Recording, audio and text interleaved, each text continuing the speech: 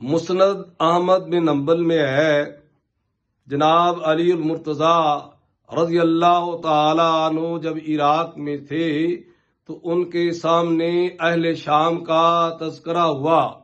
इस पर लोगों ने कहा, ए अमीरुल मोमिनीन, अहले शाम पर लानत भेजिए। तो जनाब अली मुर्तज़ा रज़ी अल्लाह ताला अन्हु ने फरमाया कि मैंने रसूलुल्लाह सल्लल्लाहु अलैहि वसल्लम को फरमाते हुए सुना है कि अब्दाल शाम में होंगे और वो 40 मर्द हैं। जब उनमें से एक इंतकाल करेगा तो अल्लाह तबारक व तआला उसकी जगह दूसरे को मुंतखब फरमा देगा।